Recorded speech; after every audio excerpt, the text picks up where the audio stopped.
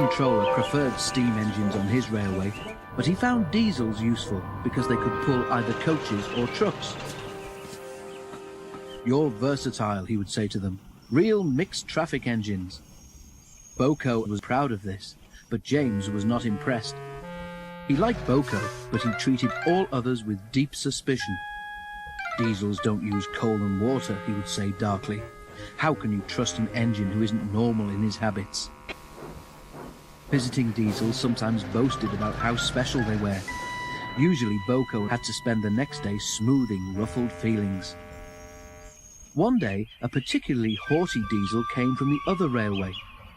When the visitor found that he was to share the shed with steam engines, he stopped outside in disgust and refused to go any further.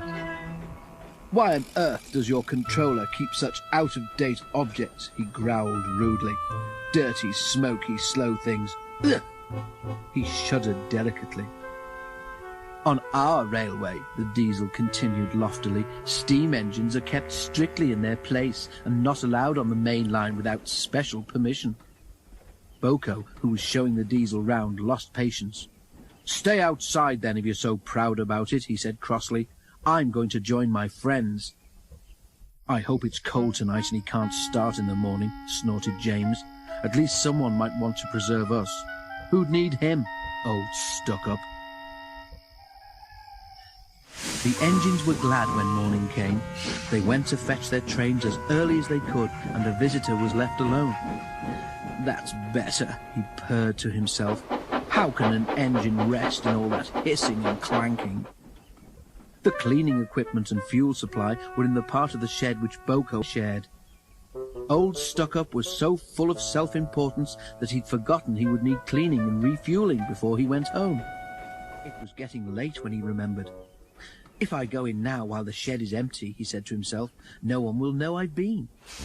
He scuttled forward quickly, too quickly. The rails where Boko had stood were oily, and when he tried to stop, he couldn't. "Brake blocks and buffers, I'm slipping!" he wailed as his wheels locked and slithered. He shut his eyes as, with a despairing whoop of horror, he crashed into the wall at the end of the shed. The diesel was not badly damaged, but a dreadful draught came through the hole in the wall. When the other engines came home, they heard the story from Douglas, who had cleared up the mess. "Ho, ho, ho," chortled Henry. "Old Stuck-Up came unstuck, did he? I say, Boko, what is it the Fat Controller calls you?" "Versatile," chuckled Boko. "But that isn't what he called Stuck-Up.